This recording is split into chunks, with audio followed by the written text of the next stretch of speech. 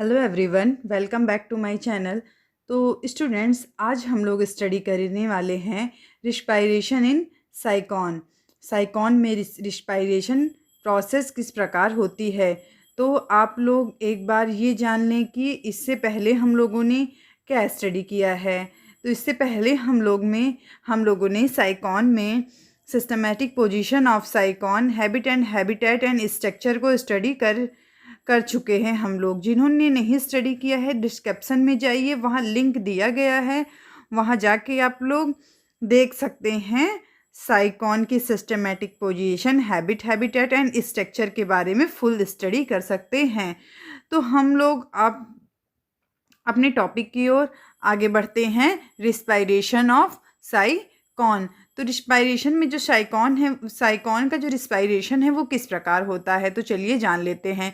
Simple diffusion case, exchange of gas between sponge cell and the following water. तो simple diffusion case में cells बहते पानी के बीच में गैसों के आदान प्रदान का कारण बनती है। तो फर्स्ट स्टेप में है कि सिंपल डिफ्यूज़न के केस में जो सेल्स और बहते पानी के बीच गैसों का आदान प्रदान का कारण बनती हैं। ओके, तो ये हुआ हमारा फर्स्ट।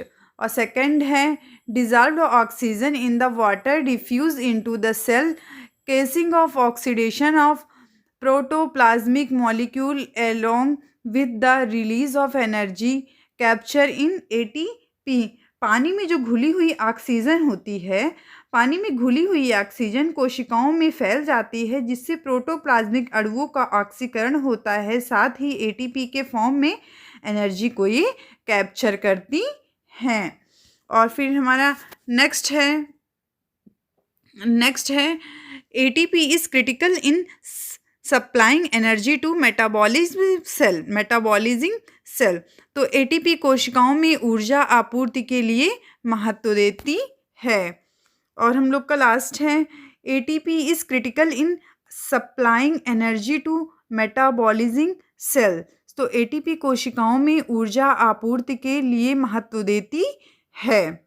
लास्ट हम लोग का पॉइंट है contractile vacuole in the molecule cell of fresh water sponge are slide to take path of osmoregulation and excretion. तो जो फ्रेश वाटर स्पंज में अमोबॉइड सेल में कॉन्ट्रैक्टाइल वैक्यूल ऑस्मोरेगुलेशन और एक्सक्रीशन में भाग लेती है, और रिस्पिरेशन की प्रोसेस यहीं ही समाप्त होती है। ओके, तो एक बार फिर से आप लोग देख लीजिए कि किस प्रकार होती है।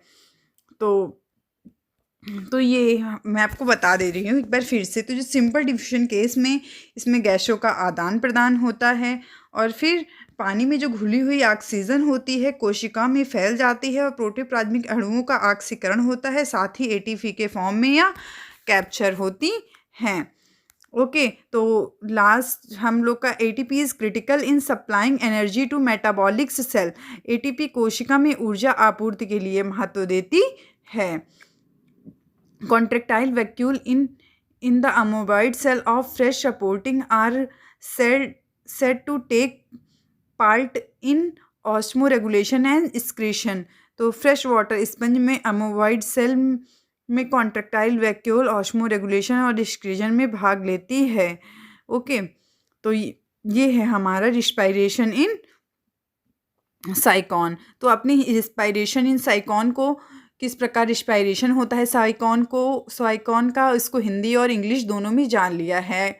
ओके, तो स्टूडेंट्स, रिस्पायरेशन की जो प्रोसेस है ये ज़्यादा तो इम्पॉर्टेंट नहीं है, फिर भी कभी कभी एग्ज़ाम में पूछ लिया जाता है।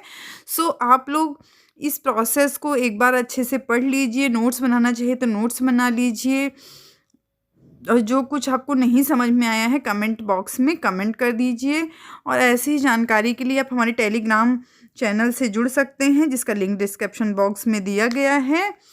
नेक्स्ट वीडियो में हम लोग स्टडी करेंगे न्यूट्रिशन इन साइकॉन। हिंदी और इंग्लिश दोनों में मैं आपको रिस्पायरेशन इन साइकॉन की प्रोसेस को फुल डिटेल में स्टडी करूँगी, आपको बताऊँगी। और आपको जो भी पूछना है आप लोग कमेंट बॉक्स में कमेंट कर सकते हैं। Thanks for watching, subscribe more videos.